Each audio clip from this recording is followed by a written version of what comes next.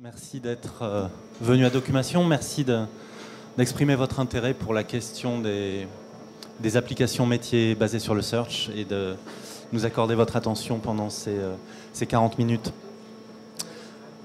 Alors, je vais brièvement introduire, mais le cœur de l'exposé sera un retour d'expérience de la société Dassault Aviation, qui construit, vous le savez, les Rafales, ainsi que de l'aviation d'affaires, les Falcon, etc. Une grande, belle entreprise française qui a choisi une approche assez originale pour développer des applications métiers. Fabien Echeverria vous racontera comment au cours de cette présentation, qui sera conclu par Bull, intégrateur, qui expliquera comment on fabrique une application métier aujourd'hui avec un moteur de recherche et quel genre de choses, quel genre de projets nous avons fait ensemble. Je vais donc brièvement introduire l'ensemble des choses qu'on fait aujourd'hui avec un moteur de recherche.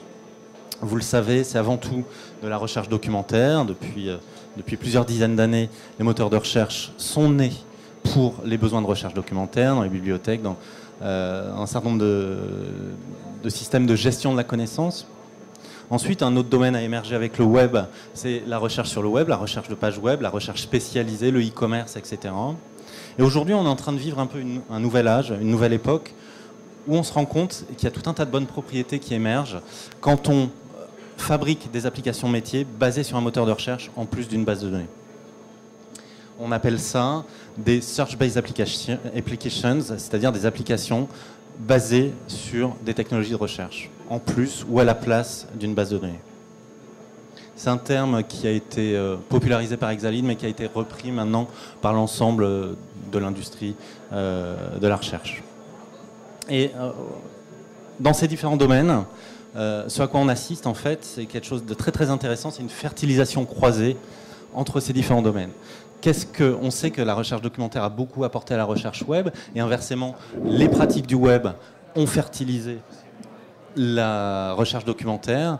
Eh bien, nous, ce qu'on voit aujourd'hui, quand ça fait 4 ans qu'on fait des applications métiers sur des moteurs de recherche, ce qu'on voit aujourd'hui, c'est qu'à la fois la recherche documentaire et la recherche web vont nous apprendre beaucoup de choses pour fabriquer des applications métiers. Alors, qu'est-ce qu'on va mettre en avant ? Et je terminerai là-dessus. On va mettre en avant 4 choses principales sur la consolidation. En fait, un moteur de recherche est un dispositif qui est muni d'un certain nombre de connecteurs qui vont permettre d'aspirer de la donnée, du contenu, de l'information de différentes sources. Et donc, on a un véritable couteau suisse de connectivité qui va permettre de se connecter à beaucoup de sources. Eh bien ça, c'est un asset très très important dans un système d'information parce qu'on va pouvoir aller chercher de l'information structurée et non structurée et fabriquer un point d'accès unique multisource. Donc vous avez une application qui va vous donner accès à beaucoup d'informations qui étaient auparavant dans des silos étanches. Et cette logique de consolidation va vous permettre de faire voisiner des données à la fois structurées et non structurées et des données très hétérogènes qui viennent de systèmes différents. Ce qui est une vraie valeur en IT, en fait.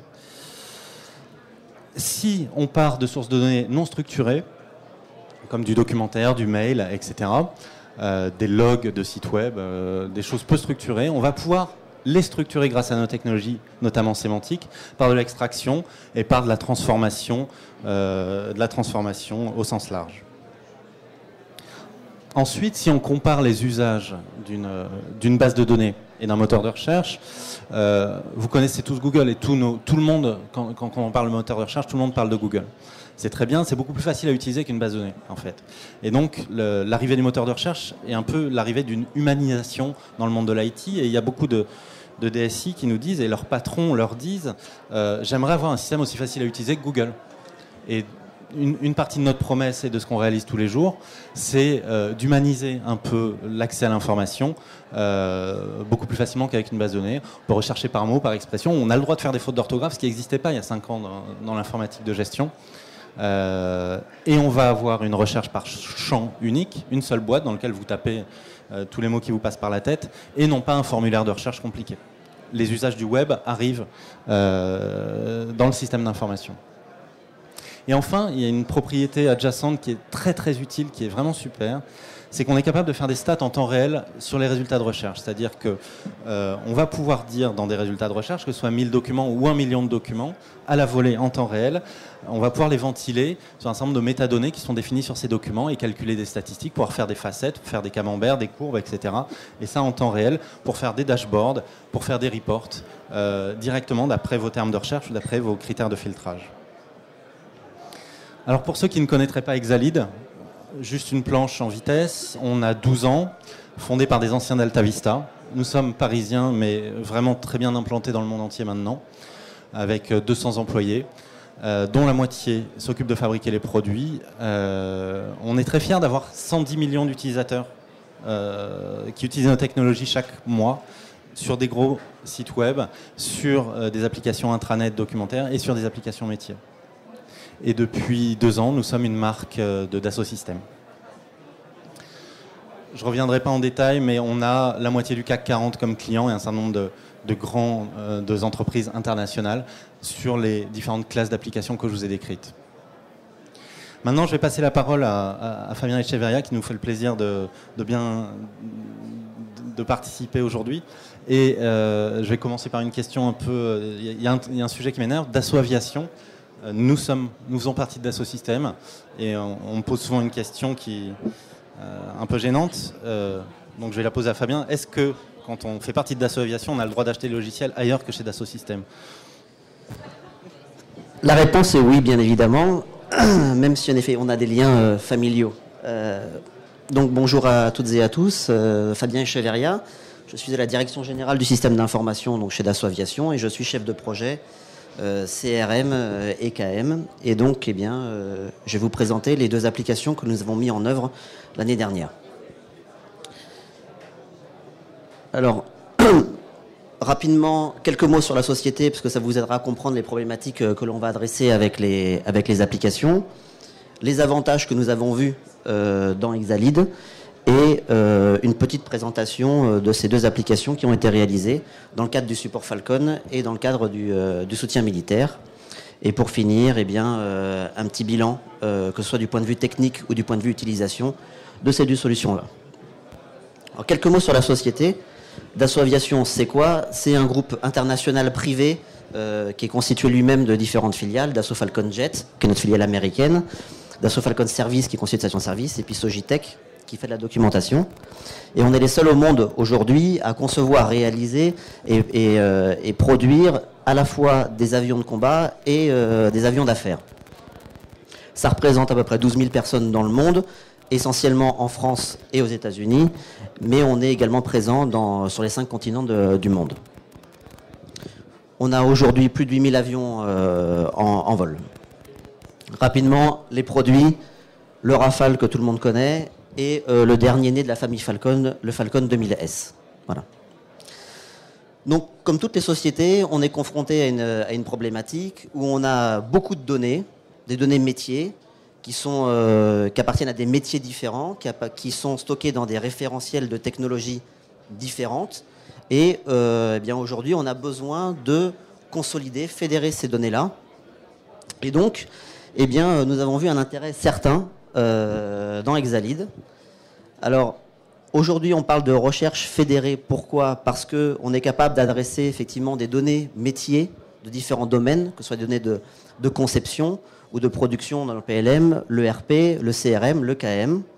On adresse aussi différents formats, des formats structurés, donc les bases de données classiquement, mais aussi des documents, donc des informations non structurées.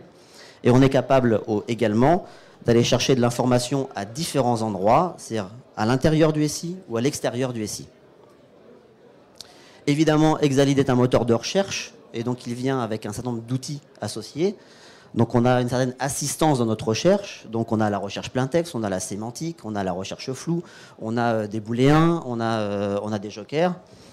Et c'est une solution qui est particulièrement adaptée pour gérer des grandes volumétries, que ce soit des volumétries de données ou des grands nombres d'utilisateurs. Et pour finir, comme le disait Olivier, eh bien, on a une interface à la Google et en plus, on a une capacité à intégrer ces solutions-là complètement dans le système d'information. Donc la première application que nous avons réalisée concerne la partie rechange des avions.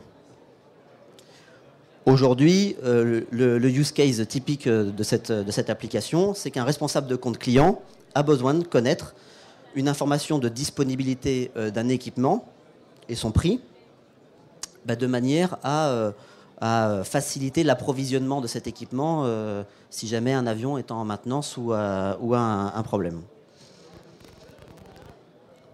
Et aujourd'hui, notre organisation fait que ça ne facilite pas les choses. Les avions circulent dans le monde entier et on a grosso modo 2 centres d'approvisionnement principaux. Un qui se trouve donc à Teterboro à côté de New York aux États-Unis et un qui se trouve au Bourget. Et ces centres d'approvisionnement principaux vont aller approvisionner d'autres centres dits secondaires qui, eux, ont pour responsabilité d'aller approvisionner les stations-service. Et on a besoin, sur le plan métier, de réduire au maximum le délai d'approvisionnement de manière à limiter l'immobilisation d'un avion.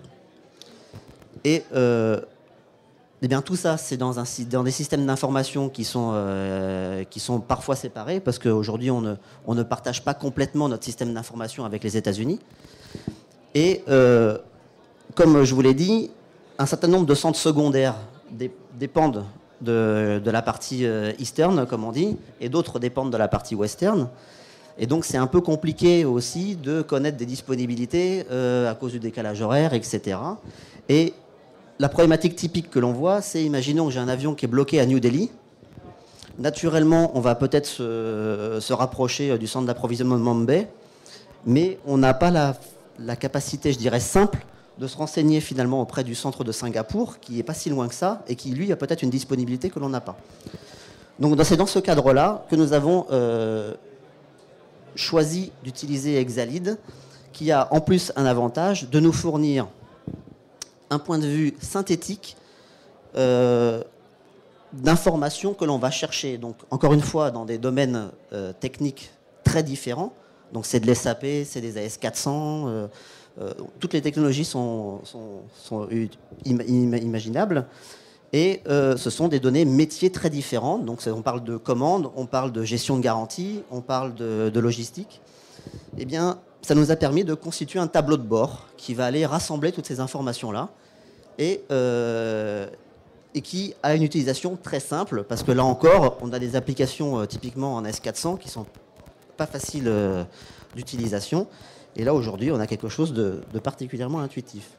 Donc, voici un premier écran de cette application. Donc, on accède à cette application après une connexion dans un annuaire.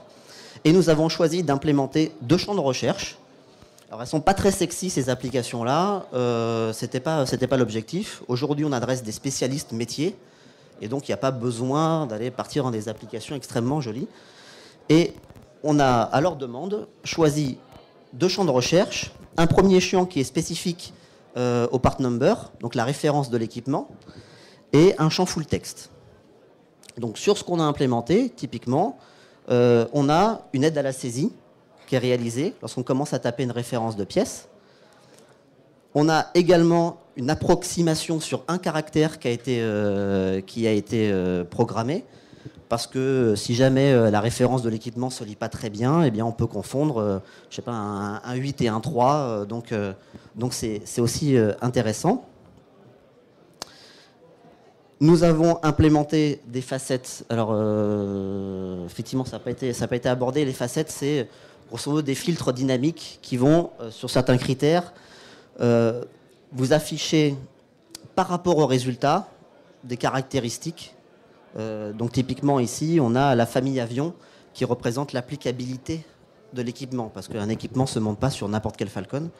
Donc, aujourd'hui, il renvoie les codes avions correspondant strictement aux résultats, et je vais pouvoir réaliser des opérations de filtre sur cette recherche. Et donc, on a ensuite, à partir de ce résultat, une vue détail, où là, on va rentrer précisément dans la fiche, je dirais, technique de l'équipement. Donc ici, c'est un démarreur. Et on va afficher donc une liste d'attributs, mais y compris des attributs, je dirais, contextuels. Alors, ça ne se voit pas sur cet écran-là, mais typiquement, le prix, je ne l'affiche que dans le cadre de l'état de l'équipement, parce qu'il y a des équipements qui ne sont plus applicables, qui sont retraités, comme on dit en français. Et donc, ça ne sert à rien d'afficher un prix d'un équipement qui est retraité. Ensuite, on a une vision synthétique de tous les stocks, de tous les centres d'approvisionnement. Alors, il y a des codes qui sont utilisés. Vous voyez ici, on a la partie Western, donc la partie États-Unis, la partie Eastern côté Europe.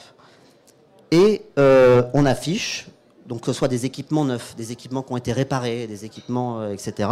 On affiche l'état du stock de ce PN. Et alors, on a réalisé, donc, je dirais que c'est la seule partie développement spécifique qui a été réalisée. Donc, c'est la construction de ce tableau-là et l'affichage ici de ce qu'on appelle un arbre de PN équivalent, parce qu'un équipement, ça vit dans le temps et eh bien, il est remplacé par une nouvelle génération. Donc, typiquement ici, la personne qui cherche un 8060-140 va se rendre compte que cet équipement n'est plus utilisé aujourd'hui et il a son grand frère qui existe, ou son petit frère plutôt, qui est le 80-160 et pour lequel on a globalement pas mal de disponibilité. On affiche également de la documentation qui est associée. Donc typiquement, on a ce qu'on appelle chez nous des FSA. Donc ce sont des informations de maintenance qui sont liées à cet équipement-là et qui vont peut-être faciliter... c'est des informations qu'on n'a pas forcément encore mis dans la documentation de maintenance. Donc il y a peut-être des informations pertinentes là-dedans. Et ce que vous ne voyez pas sur l'écran, on est aussi capable d'afficher l'état de toutes les commandes relatives à cet équipement-là, que ce soit des commandes du client, donc les demandes du client, les demandes d'achat d'équipements neufs et les états d'équipements qui sont partis en réparation. Donc on a une vision qui est vraiment synthétique de tout ça.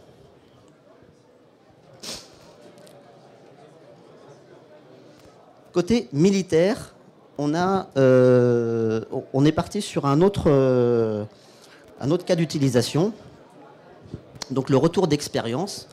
Le retour d'expérience, c'est quoi? C'est pouvoir analyser le comportement des équipements de manière à améliorer les produits, prévenir les incidents. Et quand je mets anticiper les coûts, c'est en particulier dans le cadre des contrats MCO, donc de maintien en condition opérationnelle de nos avions, votre extension de garantie sur votre voiture, typiquement. Et justement, ça nous permet de mesurer le nombre d'équipements utiles sur une période donnée. Et la problématique que l'on a, c'est des sources de données qui sont très hétérogènes, très nombreuses, parce qu'en fonction du programme avion, on n'a pas forcément les mêmes applications derrière. Et puis on a du volume, parce qu'aujourd'hui, les opérations de maintenance, quand je prends le client France, c'est 25 ans d'utilisation de nos avions, donc ça représente quelques millions d'opérations de maintenance réalisées sur l'ensemble de la flotte, qu'elle soit Rafale, Mirage, etc. Eh bien, donc Exalead nous aide aujourd'hui à aller explorer cette donnée, fouiller cette donnée de façon exhaustive et donc adresse d'une part, je dirais, le retour d'expérience stricte qui nous permet effectivement de nous rendre compte qu'un équipement est relativement défaillant et donc de nous retourner vers l'équipementier pour lui demander d'améliorer son produit, ou de la même façon de travailler plutôt sur le diagnostic, le troubleshooting, où si on nous remonte un incident sur un avion, chercher d'où peut venir cette panne-là et aider à sa résolution. Donc on a adressé ces deux métiers-là. Un petit dessin à moitié technique sur ce qui a été réalisé. On a effectivement des applications du système d'information qui sont pour l'essentiel des bases de données, Oracle pour ne pas les nommer. On a un référentiel documentaire qui est Documentum aujourd'hui, qui est une source importante d'informations. Donc on a utilisé, comme le disait Olivier, des connecteurs standards, donc le connecteur standard base de données, le connecteur standard Documentum. On a utilisé le connecteur système de fichiers. Donc on va aller chercher des documents bureautiques ou des fichiers mail qui ont été déposés dans un répertoire partagé. Donc tout ça, c'est maîtrisé, ça appartient au système d'information. Il y a quand même une partie qui est non structurée, qu'on commence à travailler et à réassocier à notre information structurée. Et on a, et je suppose que dans les différentes entreprises, tout le monde a cette problématique, des bases Access qui sont aussi des informations très importantes pour les métiers, mais qui ne sont pas connus volontairement ou involontairement par le système d'information. Et donc aujourd'hui, Exalead nous permet d'aller attaquer ces référentiels qui sont indispensables pour travailler. Ceci étant, on a pris un parti un tout petit peu différent. C'est que comme la base de données, elle est propriété de l'utilisateur, on ne peut pas se permettre de nous reprendre systématiquement nos applications parce que l'utilisateur a rajouté une table, a changé sa structure, etc. Donc le contrat qu'on a passé avec les directions fonctionnelles, c'est que, eh bien, écoutez, on se met d'accord sur un format pivot et charge à eux d'aller exporter cette donnée dans ce format pivot et nous, on indexe le résultat. Donc à quoi ça ressemble? Implémentation relativement différente, parce que là, on est vraiment dans l'exploration. On cherche, je dirais, l'écart intéressant, mais on ne rentre pas spécialement dans le détail depuis cette application-là, puisque là, une fois qu'on a la référence de l'incident ou de l'opération de maintenance, on va plutôt chercher dans le référentiel associé. Contrairement à la partie civile, où on affichait directement l'information pertinente, là, ce qui nous intéresse, c'est le nombre d'incidents relevés sur tel équipement sur une période donnée. Donc, là aussi, accès sécurisé avec un annuaire. Et on a implémenté deux champs qui n'ont rien à voir avec ce que l'on a fait précédemment. On a un champ full text qui adresse qui indexe l'ensemble des champs de toutes les bases de données. Et là, l'utilisateur nous a dit, moi, je veux un champ exclure, parce que même si je peux utiliser l'opérateur d'exclusion du moteur de recherche, c'est quand même un peu plus simple d'aller taper directement là-dedans. Ce que l'on a implémenté, de la même façon, on a les facettes qui nous permettent de filtrer, c'est-à-dire de choisir une information. Là, typiquement, je filtre strictement sur tous les événements de 2007 et j'exclus tout ce qui est entre janvier et octobre. On a implémenté un dictionnaire de synonymes métiers.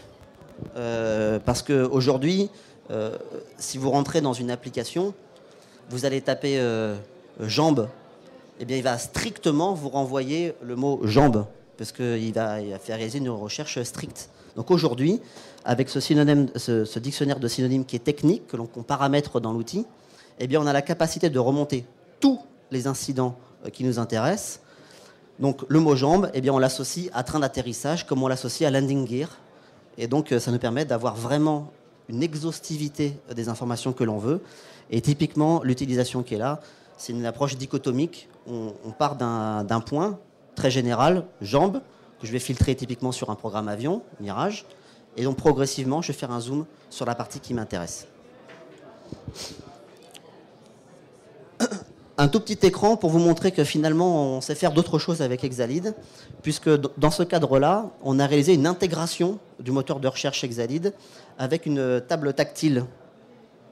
Et en fait, on n'a pas d'écran de recherche proprement dit, puisqu'on a des informations qui s'affichent sur la table, et on est capable de lancer une recherche automatique sur des critères qui sont affichés sur la table, et donc de renvoyer dans un contexte complètement différent qui a été remis en forme pour l'affichage de la table, de façon complètement transparente. Au passage, ce sont les mêmes bases de données que ce que je vous ai montré précédemment.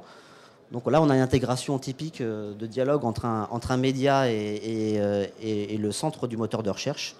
Donc voilà.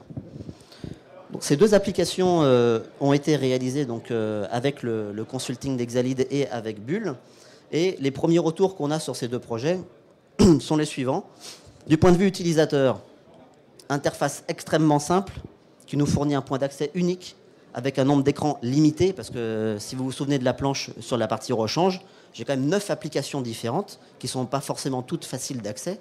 Et là, j'ai une information centralisée dans un contexte web, donc très simple d'utilisation finalement. Et alors, très clairement, aucun besoin de formation. Dans la mesure où on a paramétré l'application selon les demandes des utilisateurs, c'est honteusement simple et donc tout le monde l'utilise. Navigation intuitive, dans cette facilité de filtrer finalement les résultats de recherche en utilisant les facettes avec les méthodes d'inclusion et d'exclusion. On a vraiment créé ou recréé de la valeur à tout ça parce que, comme je disais, une personne va avoir, je dirais, envie d'aller chercher dans un des référentiels, mais soit ne pourra pas, soit n'aura pas l'idée d'aller dans un autre. Et là, le fait de lui donner une vision, alors c'est ce qu'on appelle une vision 360 chez Exalead, on a vraiment cette capacité de lui remonter l'intégralité de l'information et je dirais de recréer de la valeur à des données qui sont très riches comme les documents et de les afficher de façon très pertinente à l'utilisateur. Et enfin, des temps de réponse incroyables, puisqu'on est, on est vraiment dans le cas classique du moteur de recherche où en 1-2 secondes, on a des choses qui sont affichées. Et j'ai fini. Du point de vue IT, ce sont des projets qui finalement sont très légers et parfaitement maîtrisables. On a des cycles très courts, donc on fait des proof of concept sur quelques semaines. Les projets de déploiement, de réalisation, donc spécification, réalisation et déploiement, c'est quelques mois. Et puis dans des coûts qui sont relativement réduits si on doit comparer ça avec d'autres types de solutions. On a quand même quelques sujets à poursuivre. C'est la partie sécurité, parce que là où c'est pas facile de réimplanter la sécurité, je dirais de façon séduisante, dans un moteur de recherche, donc typiquement sur les systèmes de fichiers. Nous, on a une utilisation un peu particulière de nos systèmes de fichiers qui fait qu'on ne peut pas s'appuyer strictement sur cette sécurité Windows. Donc, on a des petits chantiers de ce côté-là. Et enfin, eh bien, on va, au fur et à mesure, augmenter notre périmètre d'utilisation des différents connecteurs. Je pense typiquement au connecteur Enovia, donc pouvoir attaquer vraiment le modèle de design des avions à partir du moteur de recherche. Et puis, travailler beaucoup plus sur la partie, je dirais, temps réel. Aujourd'hui, on est sur du mise à jour quotidienne, mais on est en train de préparer l'attaque directe des sources de données, typiquement. Et donc, pour finir, et c'est ma dernière planche, juste pour vous dire qu'on a adressé l'année dernière, au travers de 2 applications, les métiers du soutien chez nous, mais on a de nombreuses idées quant à la partie conception, la partie production, la partie achat, mais aussi la partie informatique, les données financières également. Donc, quelques projets qui vont arriver cette année. Voilà.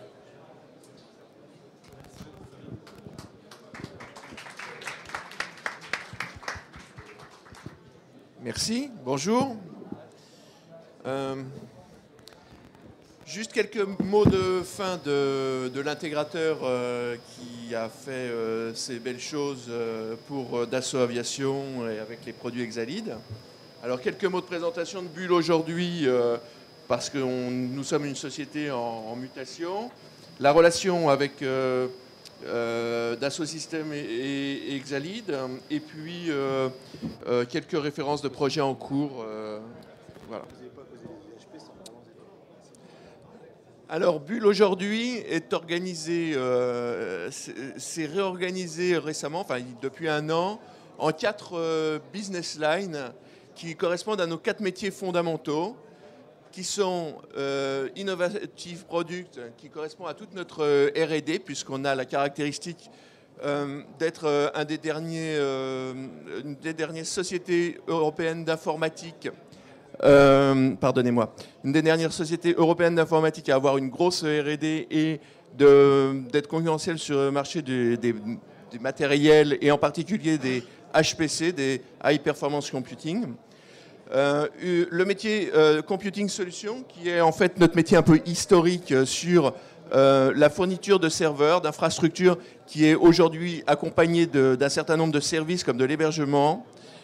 Le métier de la sécurité, sur lequel nous sommes très reconnus aujourd'hui au travers à la fois d'édition de produits de sécurité, de signatures notamment et d'horodatage, de certification, etc. Et puis la quatrième et dernière partie dont je vais parler plus précisément aujourd'hui, Business Intégration Solutions, qui est un peu l'ASS2I de Bull. Et c'est dans cette partie-là que nous réalisons les projets avec Exalead. Ça, ce sont les métiers de Bull, mais il faut les croiser avec les métiers de nos clients. Et donc, en fait, on a des practices sectorielles qui sont notamment, et on le verra un peu plus loin, focusées très fortement sur le secteur public, la finance, la défense et les télécoms. Évidemment, on a un certain nombre de fonctions support sur lesquelles je passe.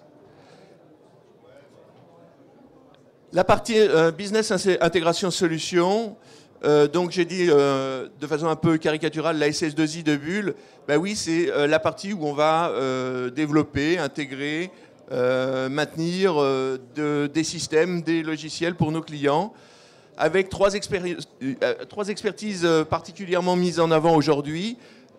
Sur la business intelligence, mais ce n'est pas le sujet du jour. L'open source, c'est une signature que nous avons depuis un certain nombre d'années maintenant, mais plutôt aujourd'hui, le sujet, c'est l'ILM et le Content Management, ILM, Information Lifecycle Management, c'est-à-dire dématérialisation, jet d'archivage, et puis bien sûr, quand on parle Content Management, ben, on pense aussi au sujet des moteurs de recherche dont on parle là. Alors, solution logicielle avec Ladlar, évidemment. Une particularité de Bull par rapport à notre taille, c'est d'une implantation très répartie à l'échelle internationale, puisque nous sommes implantés dans 50 pays dans le monde aujourd'hui. Et la partie business intégration solution a de grands centres de développement qui sont notamment, pour les plus importants, au Brésil, en très très fort développement, en Pologne. Nous avons aussi des activités en Chine, en Afrique du Nord, enfin j'en passe, je ne peux pas toutes les citer, mais on a une couverture mondiale très intéressante. Et je l'ai dit tout à l'heure, les métiers de nos clients ont un focus un petit peu renforcé sur les 4 secteurs que j'ai énumérés tout à l'heure.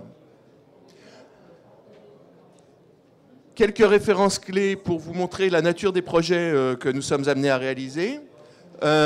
Plutôt des grands projets, notamment, alors on cite DCNS, le constructeur, on a parlé d'avions, là maintenant c'est des bateaux et des sous-marins du naval armé.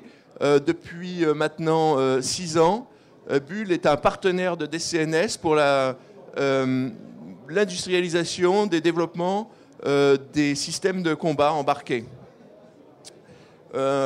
Comme il faut aller vite, je vais vous laisser lire les autres références. Un petit mot quand même sur Eurocontrol, qui est l'Institut européen de contrôle et de gestion du trafic aérien européen, et qui nous a confié toute l'externalisation de la mise au point et de la maintenance de son système de gestion des plans de vol.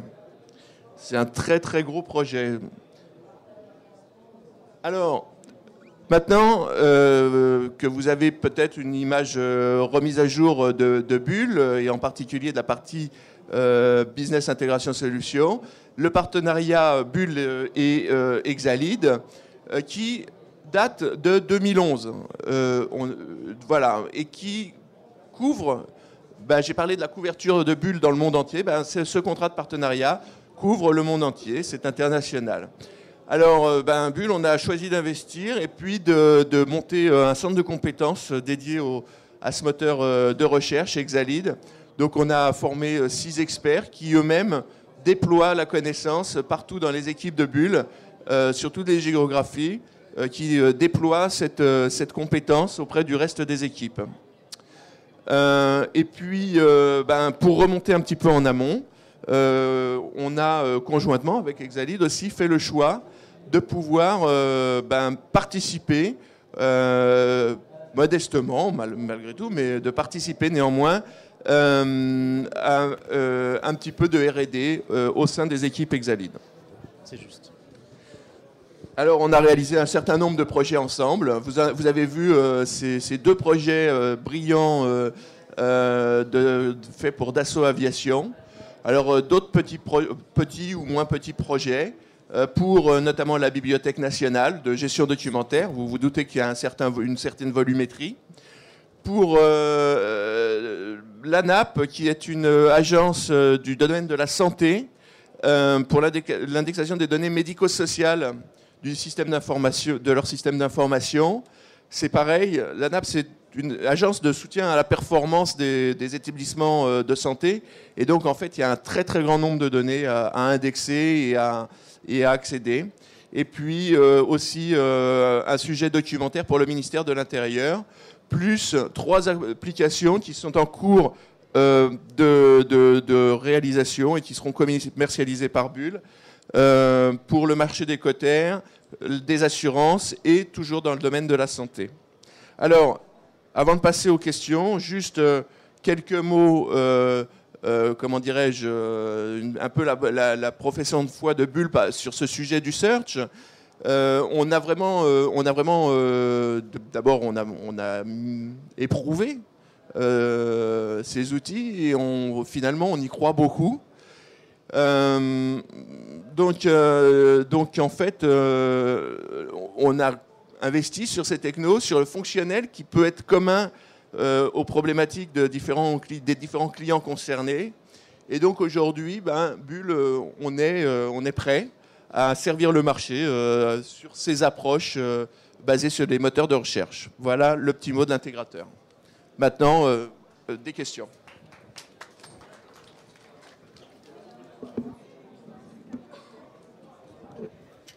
Alors les questions sont bienvenues, il y a un micro circule dans la salle. Et s'il y a des timides, la conversation peut continuer en plus petit comité, stand H15.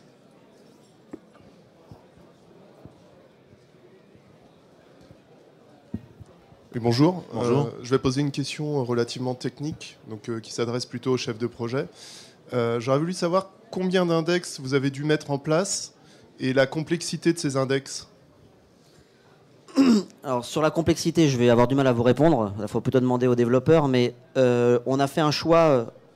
Effectivement, les projets ont été mis en œuvre dans des délais relativement courts, mais on avait fait une étude au préalable de l'architecture chez nous, et donc on a défini des règles d'utilisation des différents connecteurs et des moyens et des façons, des méthodes d'indexation des applications sources. Et donc on a choisi dans ce modèle de ne construire qu'un seul index par grand domaine métier. À l'identique de ce que l'on fait sur le BI, on fait grosso modo un gros index soutien militaire, un gros index support Falcon, on fera un gros index achat, on fera un gros index si on en a besoin RH, etc. etc. Donc c'est le choix d'implémentation que l'on a aujourd'hui au vu des petits projets, et on changera peut-être d'optique dans le temps, mais on a choisi cette implémentation-là pour le moment. Pour compléter sur le plan technique, en fait, un index est effectivement un repository de données homogène, un métier, mais à l'intérieur d'un index, il peut y avoir différents types d'objets métiers. On peut avoir un vrai modèle métier à l'intérieur d'un index, et chaque objet métier lui-même peut avoir différents champs de recherche, et on monte classiquement à 10, 100, voire 1000 champs de recherche dans un index Exalid CloudView.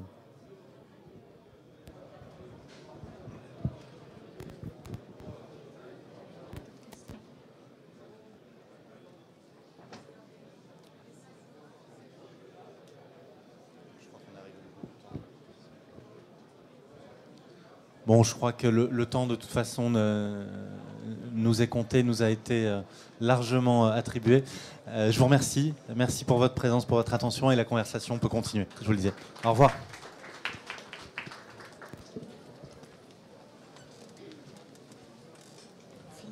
C'est coupé là? D'accord, ok.